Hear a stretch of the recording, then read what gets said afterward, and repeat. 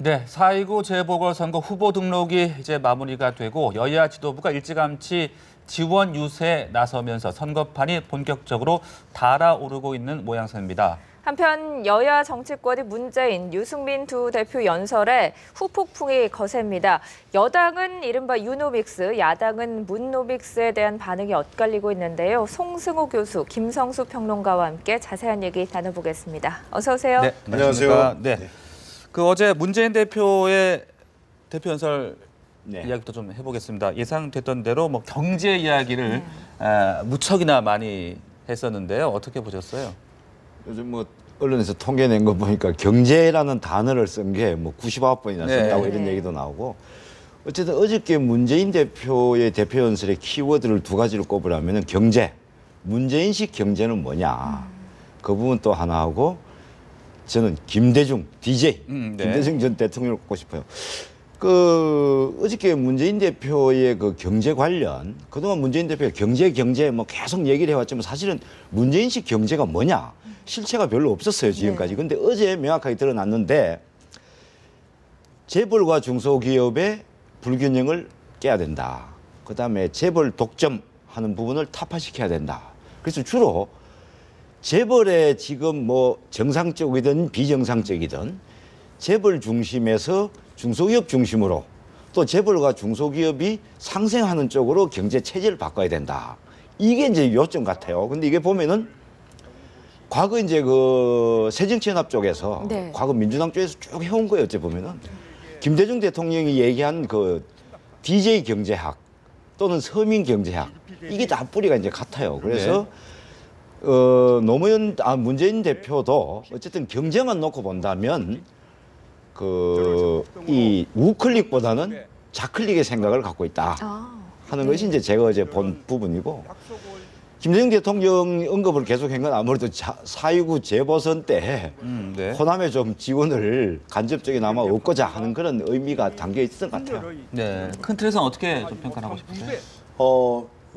비슷한 그런 생각들을 갖고 있는데요. 기본적으로 그 특권 경제를 끝내자, 그 DJ식 서민 경제를 외쳤던 그 장충당 공원 연설, 이 연설에 뿌리를 두고 있습니다. 그래서 그 뿌리를 두고 그것이 어떻게 보면 노무현 정부 때는 약간 신자유주의적인 그런 색채에서 그 서민 경제가 해석이 됐다면, 지금은 조금 더 어떻게 보면은 뭐 좌클릭이라고 얘기를 하셨지만 조금 더 재벌 개혁의 형태가 방점이 맞춰져 있고, 소득주도 성장론의 가장 큰 핵심은 사회적 안전망을 튼튼히 하고, 또 그 비정규직 문제들을 완화시키고 자영업자들을 살림으로써 실제로 소비를 할 수 있는 여력을 그들이 갖게 해줘야 된다. 이 부분에 굉장히 역점을 두고 설명을 했어요. 그러기 위해서 뭐 초반에 사실은 유승민 원내대표의 그 연설하고 비교를 해보면 굉장히 딱딱한 숫자 얘기 뭐 하고 뭐 이러시면서 임팩트는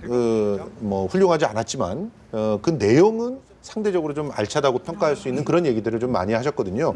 그런 측면에서 그 대략 어떻게 보면은 대권 행보까지 갈 수 있는 경제론 쪽에서의 틀거리는 잡혀졌고, 근데 강론이 좀 부족한 거 아니냐 이런 비판들이 있었어요. 실제로 새누리당에서는 아주 뭐 성장론의 여러 가지 그런 그냥 스펙트럼을 그냥 갖다 이어붙였다 이런 폄하도 나왔지만, 실제로 그런 성장을 하기 위해서 어떤 대안들이 있는가, 로드맵이 어떤가, 이 부분에서 특히 중소기업 부분의 대책, 이런 부분에서는 좀 구체적인 그런 방법들이 나오진 않았다고 평가할 수 있는데, 전반적으로는 방향은 잡았다. 그리고 그 방향이 어떻게 보면은 지금 현재 그 서구 사회들의 어떤 성찰에서부터 나오는 새로운 도전과 궤를 같이 하고 있는 것 같다. 신자유주의와는 일정한 거리가 있는 것 같다. 이런 부분을 읽어낼 수 있었습니다. 제가 한마디만 더 보태면, 그 유승민 새누리당 원내대표도 그렇고 문재인 대표도 그렇고 말이 어려워요. 연설이 어려워. 정치인의 대중 메시지를 던지는 것은 초등학생도 쉽게 이해할 수 있도록 쉬운 단어를 쓰고 단문을 써야 돼요. 맞아요. 간단하게. 나는 학교에 갔습니다. 점심을 먹었습니다. 집에 돌아왔습니다.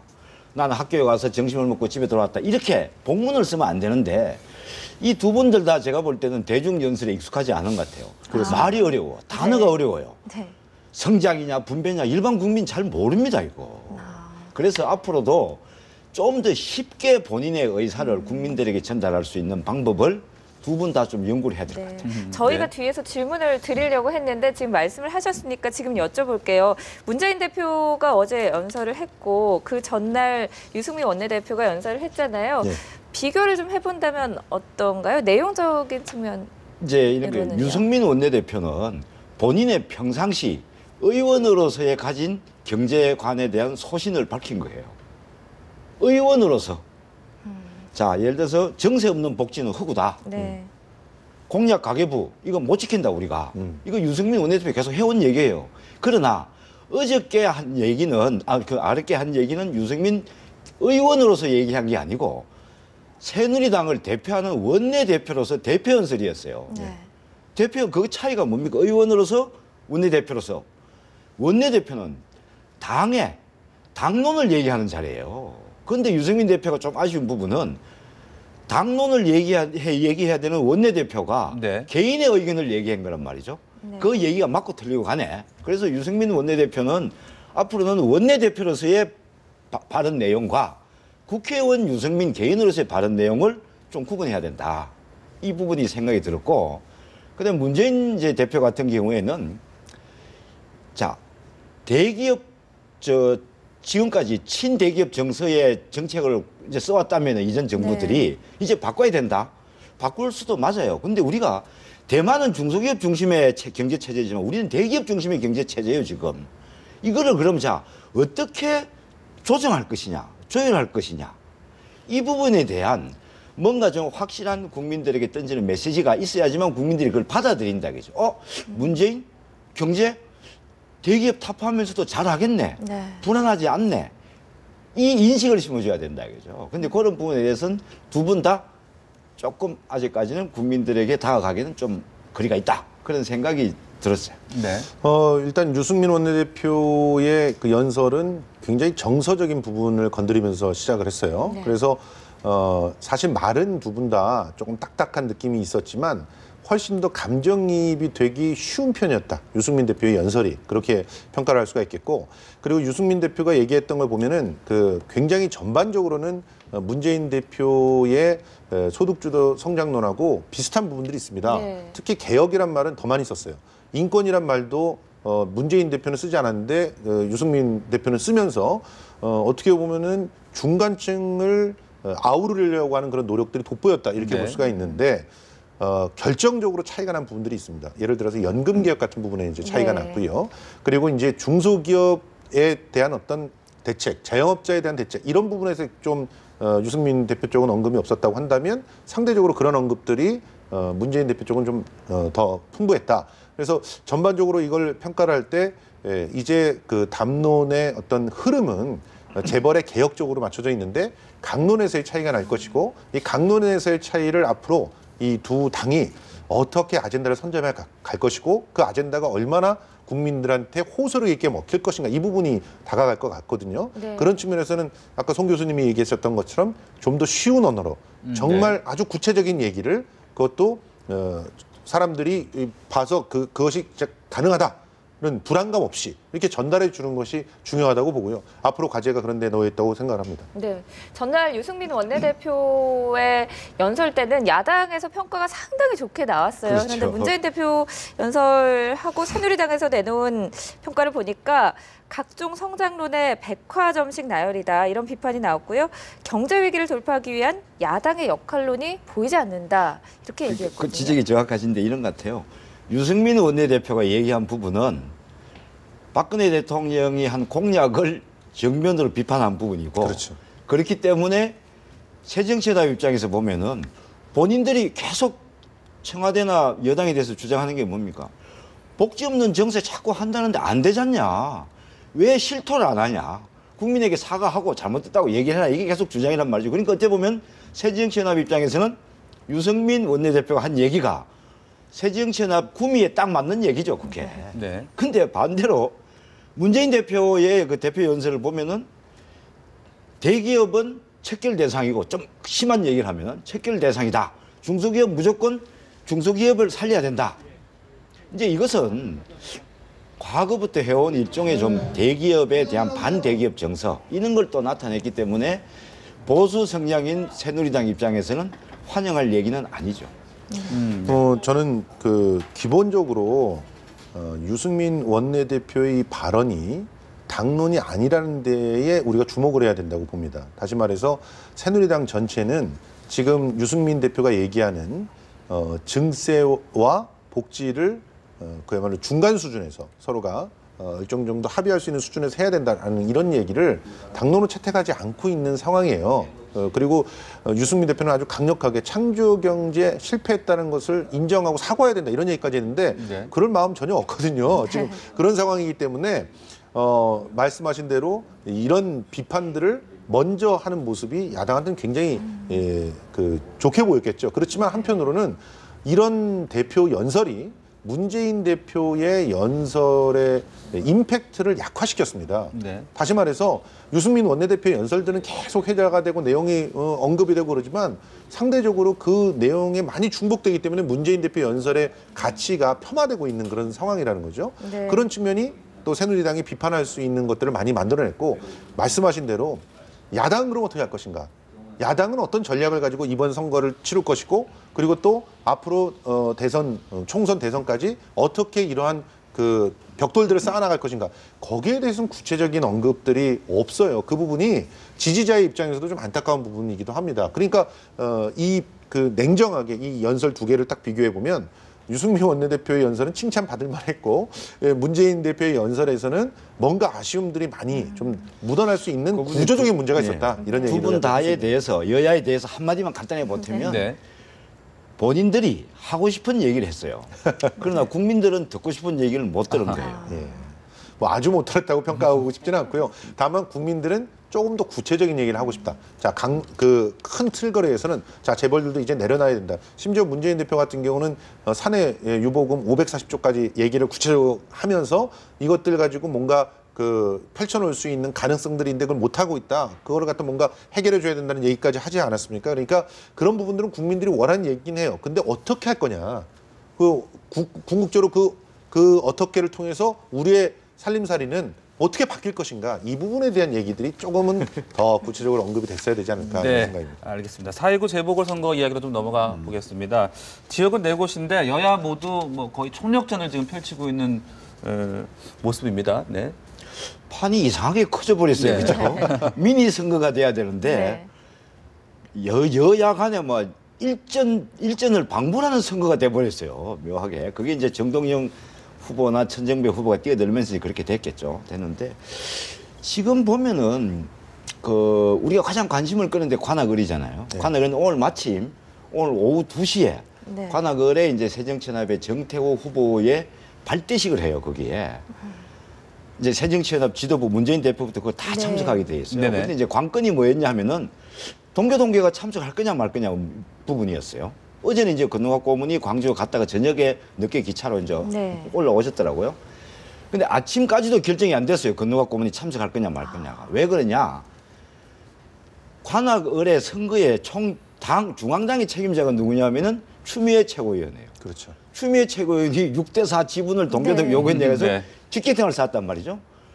그런 추미애 최고위원이 선대위원장을 맡고 있는데 우리가 동교동계가 관악을 지원하러 어떻게 가겠냐. 이래서 못 가는 거 아니냐. 가면 안 된다. 이런 정서가 오늘 아침 7시 정도까지도 있었다 그래요. 근데 제가 스튜디오 들어오기 한 30분 전에 확인을 해보니까 가기로 했대요. 가기로 했는데 누가 가느냐 하면은 건너갑 상임 고문하고 김옥두 전 사무총장 두 분이 이제 참석하기로 했다는데 참석 명분은 뭐냐? 추미애 최고위원이 한 말은 중앙당 차원에서 한 얘기도 아니고 그냥 우리 동교동계는 자범이라고 생각한다. 자범. 동교동에 대한 공격을 자범이라고 생각하고 별 신경 쓰지 않고 선당 후사 국민의 약속대로 건너갑 고문하고 이 김옥두 전 사무총장이 참석하기로 했다. 요것이 8시 20분 정도까지 이제 내용이에요. 네. 여야가 모두 승패 기준선을 지금 4곳 중에 절반인 최소 2곳으로 잡았다고 하는데 전체적으로 뭐 판이 커진 가운데 판세도 요동치고 있어서 예측하기가 좀 쉽지가 않은 것 같아요. 정말 좀 희한한 일들이 벌어지고 있는데요. 여권은 여권 나름대로 안정과 앞으로의 새로운 비전을 보여주는데 사실은 좀 실패하고 있고 그리고 야권은 야권대로 지금 질이 멸렬한 그런 모습들을 보이고 있는 가운데에서 선거 분위기로 굉장히 이상하게 달아오르고 있어요. 그러니까 이런 현상에 대해서 뭔가 사실 정치를 연구하시는 분들이 아마 좀 특이한 현상으로 좀 이렇게 분석을 해봐야 될 거라고 저는 생각을 하는데 기본적으로 지금 관악을 같은 경우만 해도 이전에는 그야말로 그 오신환 후보의 그런 레이스가 굉장히 빨랐고 또 압도적인 어떤 그런 차이가 있었는데 네. 오신환 후보 지지층이 계속 빠져나가고 있으면서 상대적으로 정태호 후보는 정체에 있는 상태에서 정동영 후보가 지금 20%를 넘나드는 그런 득표율을 갖다 보이는 그런 그러니까 득표율이라기보다 여론조사 안에서의 지지율을 보이는 그런 상황으로 전개가 되고 있거든요. 그리고 정동영 후보는 3분의 1 단일화 그러니까 통진당을 빼고 그리고 정의당이라든가 이런 그 흐름들과의 뭔가의 그 테이블들을 만들어 나가면서 그야말로 야권을 개편할 수 있는 대표 주자가 나다라고 하는 명분들을 쌓아가고 있는데 그런 명분들이 어느 정도 생겨나고 있는 그런 상황이 펼쳐지고 있기 때문에 대원전이 벌어질 가능성도 있지 않나. 더군다나 동교동계가 여기서 그 정태호 후보를 지지하기 시작하면 분명히 호남의 민심들은 어느 정도는 관악에선 통합니다. 그러면 분명히 정태호 후보도 지금의 답보 상태를 조금 개선해 나가는 모습들을 보일 텐데 그러면 3강이 싸우게 되는 그런 형상이 벌어질 수가 있다. 이 가운데서 과연 누가 승자가 될 것인지가 포인트가 될 것이고 저는 광주 같은 경우는 천정배 후보가 상당히 여유 있게 이제 앞서 나가는 그런 추세로서 지지율의 어떤 흐름들이 보였었는데 지금 동교동계가 여기에 들어가서 지원을 하면서 광주에서도 좀 심상치 않은 모습들이 보여져요.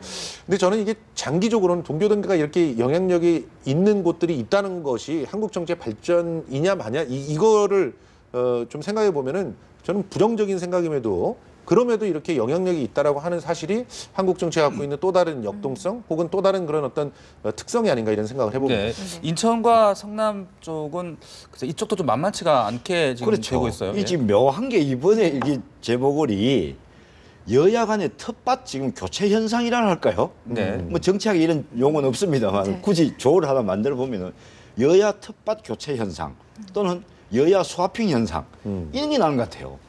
관악을은 야권의 정통적인 수도권의 그 텃밭 아닙니까? 네. 그렇죠. 근데 지금 최진영 후보가 지금 고전하고 있단 말이죠. 또 인천 서구 광화을 같은 네. 경우에는 새누리당의 텃밭이에요, 거기는. 그렇죠. 근데 지금 새누리당 후보와 지금 야권 후보가 오차 범위 내에서 접전을 벌이고 있는 걸로 나온단 말이죠. 그러니까 서로 텃밭이 지금 교차가 되고 있어요, 이게 상황이. 네.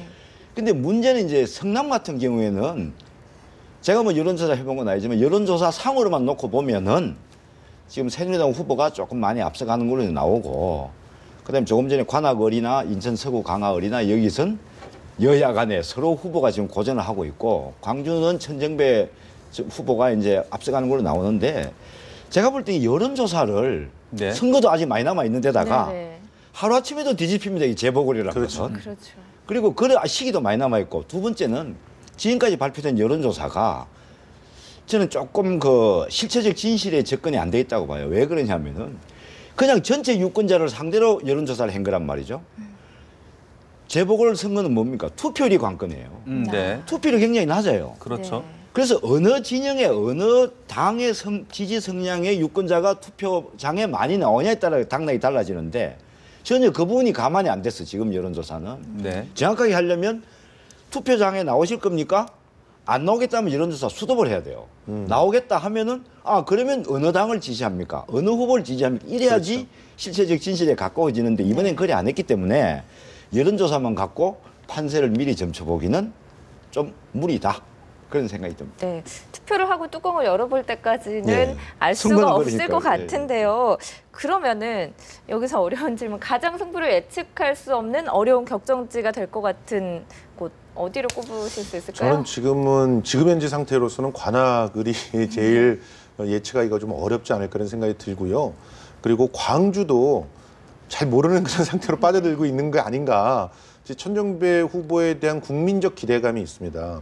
그리고 그러한 그 큰 정치인의 역할론도 상당히 만만치 않은데 또 동료동계가 움직이면서 호남 정치라고 하는 건 결과적으로 굉장히 또 수계산에 능하거든요. 그런 네. 측면에서 새정치연합 쪽에 힘을 실어주는 것이 이후에 총선과 대선의 판국을 호남이 주도해 나갈 수 있다는 생각이 든다면 또 그쪽으로 쏠릴 가능성도 또 제가 볼 있거든요. 때는 광주 서구월 같은 게 호남 같은 게 정설 얘기를 들어보면은 문재인 대표에 대한 반발 세력이 굉장히 많아요. 그렇죠. 그래서 지금 그 건너갑 상임 고문이 네. 들고 나온 용어가 정치 슬로건이 뭡니까? 선당 후사다. 그러나 문재인 대표를 돕는 건 아니다. 이것이 호남의 문재인에 대한 반발 정서를 잠재우는 말이라고 아주 정치적으로 고대 테크닉이라고 생각해요. 네. 그래서 역시 호남이 얼마나 결집하느냐에 따라 이제 광주는 결정될 것이고 제가 볼 땐 가장 혼미한 지역은 인천 서구월 같아요. 아, 예. 막판까지 양 후보가 접전을 벌일 것이다. 지금 보면 이제 그 강화도 같은 경우에는 과거 보수 성향이 강했잖아요. 이제 문재인 대표 쪽에서 새정치연합 쪽에서 얼마나 보수 성향의 표를 잠식하느냐가 결정날 것 같아요. 근데 이쪽 서구 쪽은 사실 새누리당 쪽에서 그렇게 유리하지 않아요. 그쪽은. 아파트 천이 들어오고 젊은 층이 많이 들어오기 때문에. 그래서 1번 접전지는 광주 서구, 인천 서구월 같고 2번 접전지는 관악 같아요. 저는. 네. 관악의 후보가 이제 오늘부터 시작이잖아요. 네네. 발대식 하니까 새정치연합에. 많이 제가 볼 땐 따라붙을 것 같아요. 네. 근데 반면 새누리당 후보는 표의 확장성은 어느 정도 한계에 와 있다. 그렇죠. 그렇게 생각합니다. 앞서 이제 육사 지분 말씀도 해주셨는데 네. 동교동계 지원은 계속 적극적으로 이루어질까 아니면 갈등의 여지는 좀 남아 있다고 봐야 될까요? 이 정도 왔으면은 뭐 선거 끝까지는 지속적으로 굉장히 적극적으로 할 것 같고요. 그리고 적극적으로 움직이는 것이 어떻게 보면 지분을 확대할 수 있는 방법입니다. 네. 내가 이렇게 영향력이 있다라고 하는 걸 보여주는 것보다 더 확실한 게 어디 있겠어요. 그럼 대접을 받을 수 있게 되는 것이고 총선은 지금 보궐선거보다 훨씬 더 뜨거울 수가 있기 때문에 그런 측면에서 앞을 위해서 지금 현재 적극적으로 이런 공세들을 취할 것이라고 보고요. 네. 그리고 보다 더 중요한 것은 이런 지역색이라든가 혹은 특정한 계파에 의해서 움직이는 게 아니라 좀 더 비전과 또 로드맵을 보여주는 선거가 되었어야 되는데 그런 부분들이 묻히고 있는 것이 장기적으로는 우리한테 독이 될 수도 있다는 점, 그런 점들이 좀 안타까운 것 같습니다. 그런데 지금 현재 건너갑 지금 상임 고문이 굉장히 참 어떻게 보면은 좀 똑똑한 행보들을 하고 있거든요. 그런 행보들은 노예한 정치인이지만 정치적인 감각이나 혹은 움직임들이 분명히 비범한 그런 부분이 있다 이런 생각들을 좀 해봅니다. 네, 어떻게 보면 정치선에서 한 단계 비켜가 있던 분들이 그렇죠. 이제 다시 현실 정치의 한복판에 서 계시는 것 같은데요. 새정치민주연합 건노갑 상임고문이 동선이 어떻게 될지 앞서 오늘 뭐 발대식에 참석할지 이런 네네네. 부분도 그렇고 참 주목이 되고 있는 것 같습니다. 첫 행선지로 광주를 찾았다고 하는데 호남선 KTX안에서 한화갑 전 네네. 민주당 대표를 조우했다 그래요. 우연히 네. 만났다고 해요. 분위기가 어땠을까요? 근데 뭐 일부 언론 보도에 보면 둘이가 뭐 서먹했다 이런 단어도 네. 쓰고 네. 하는데 제가 아침에 다 확인을 해봤어요. 확인해 보니까 그런 건 아니고 두 분이 원래 친해요. 요즘도 자주 식사도 같이 하고 만나서 하는데 아마 같은 기차 안에서 볼 거라고는 생각도 안 했는데 갑자기 만났으니까 이제 하나가 전 대표는 건너갑 고문을 부를 때 항상 형님이라고 해요. 동교동계 항상 보면 큰형님, 뭐 형님 이런 단어를 자주 쓰시더라고요. 근데 그래서 갑자기 만났으니까 의외다는 뜻으로 뭐 그 좀 다소 서먹했다 이런 표현을 쓴지 모르겠는데 언론에서 두 분은 참 친한데다가 아직도 저 두 분은 그 과거 동지이자 형제를 가지고 있어요. 이게 상도동과 동교동계를 이제 우리가 비교를 한번 해보면 상도동계는 이제 김영삼 대통령 중심한 게 상도동계 아닙니까? 박근혜 대표 체제가 들어오면서 상도동계가 친이와 친박으로 갈라져 버렸어요. 그래서 지금은 상도동계가 별로 없어요. 지금 새누리당 내에. 근데 동교동계는 지금까지 끈끈한 그 어떤 단합성을 과시하고 지금까지 한 정치 그룹으로 지금까지 유지해 오는 거예요. 그래서 동교동계에 있던 사람이 새누리당으로 넘어왔고 박근혜 지지했다고 해서 그 사람이 완전히 친박이 되는 건 아니죠. 마음의 뿌리, 고향은 항상 동교동계인 거죠. 그런 차원에서 그 두 분의 얘기를 보면 될 것 같습니다. 네, 두 분 말씀 여기까지 듣겠습니다. 송승호 교수, 김성수 평론가와 얘기 나눠봤습니다. 고맙습니다. 고맙습니다.